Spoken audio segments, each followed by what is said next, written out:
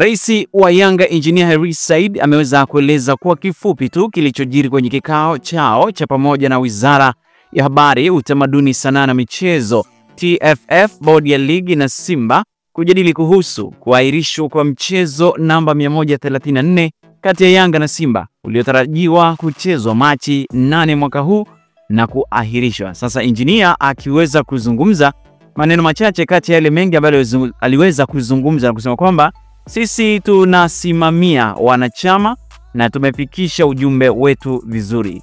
Mengi na hayo, waziri anasema kwamba kila kitu kitakwenda sawa, lakini ni sehemu chache tu ya maneno ambayo amezungumza Rais Hersi Said, rais wa Yanga. Huyu hapa. Kwanza tumekuwa na kikao kizuri. Tulialikwa na Mheshimiwa Waziri Profesa Palamagamba Kabudi, na mkutano huu ulikuwa unataka kujua nini ambacho Club Young Africans inakiendea kwenye discussion ya mchezo wa 184 dhidi ya Simba uliopangwa kucheza tarehe 8 mwezi wa 3 2025.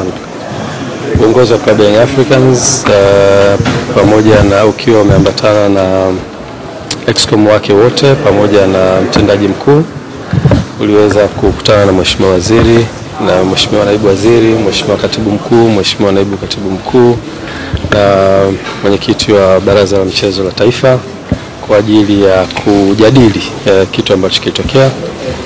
Bahati nzuri Club Young Africans ikapata nafasi ya kufikisha yale ambayo ni msingi kabisa yanayohusiana na mchezo ule, na baada ya kufanya hivyo platform ambayo Mheshimiwa Waziri na jopo lake walitengeneza, dhamira yake kubwa ilikuwa ni kusikia nini kinachotoka kwa viongozi wa Young Africans, na sisi wakati wote tukiwa kama viongozi tunasimamia interest ya taasisi yetu, ambayo taasisi yetu inasimamia wanachama na timu kwa ujumla.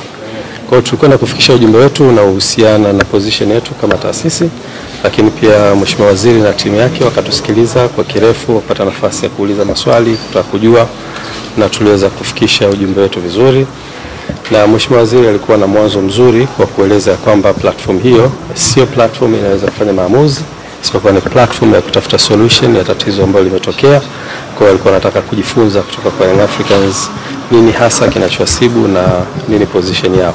Kwa hiyo tumeweza kufikisha yote ambayo tunastahili kuyafikisha kama viongozi, ambayo yanabeba ujumbe wa kamati ya utendaji, lakini ujumbe wa wanachama wetu na mapenzi na mashabiki waliokuwa nchi nzima.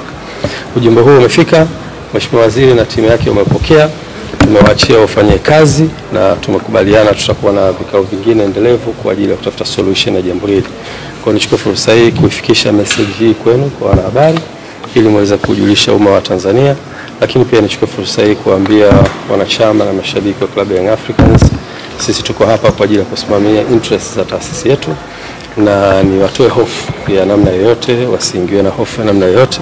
Viongozi wao ni viongozi imara na wako hapa kwa ajili ya kusimamia interests za taasisi.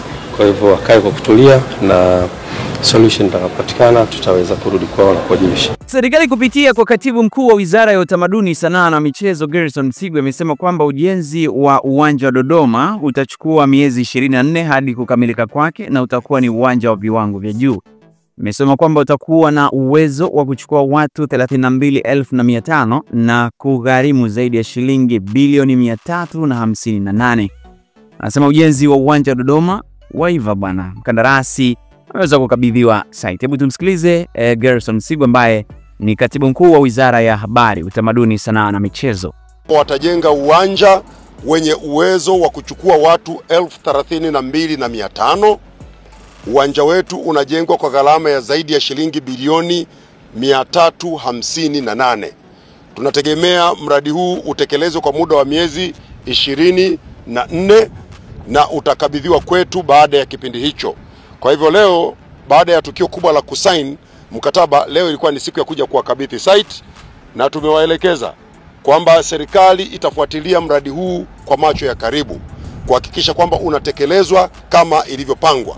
Mheshimiwa Rais Dr. Samia Suluhu Hassan anataka kuona Dodoma ina uwanja ambao serikali imeahidi na uwanja ambao umeahidiwa kwenye ilani ya uchaguzi ya Chama cha Mapinduzi, na tumekubaliana na kampuni ya Limonta kwamba baada ya kusaini haraka kazi zinaanza. Kama mnavyoona vifaa tayari tumeshaanza kuvileta. Maana yake hapa mara moja kazi za kusafisha eneo zinaanza na ujenzi utaanza mara moja.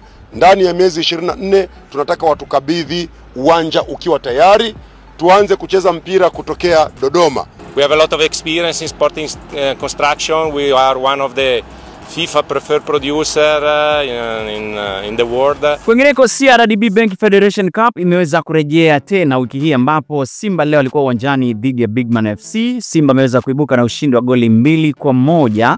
Magoli ya Simba kifungwa na Joshua Mutale mnamo dakika ya 16, huko Leonel Ateba mnamo dakika 31 kwa mkwaju wa penalty.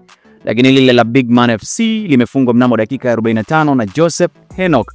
Lakini jana pia kulikuwa kuna mchezo mwingine wa CRDB Bank Federation Cup ambapo uliweza kuwakutanisha Stand United dhidi ya Giraffe Academy, ambapo Stand United ilifanikiwa kuibuka na ushindi wa goli 3-1. Magoli ya Stand United yakifungwa na Khalid Jafari mnamo dakika ya 59, Msenda Senga mnamo dakika ya 70 na Omar Ramadhan mnamo dakika ya 84. Lakini lile la Giraffe Academy limefungwa mnamo dakika ya 73 na Zelfin Malima. Kwa maana sasa Simba anaendelea kusonga hatua inayofuata. Lakini pia kesho tutakuwa na michezo mingine ya CRDB Bank Federation Cup ambapo ni Ijumaa sasa Machi 28 Tabora United itakuwa uwanjani dhidi ya Kagera Sugar majira ya saa 10 kamili za jioni. Jumamosi kutakuwa na michezo miwili kati ya Young Africans dhidi ya Songea United majira ya saa 10 kamili za jioni, sambamba na mchezo Mashujaa FC dhidi ya Pamba Jiji tutachezwa saa 10 kamili za jioni. Na hili hapa ndo lile goli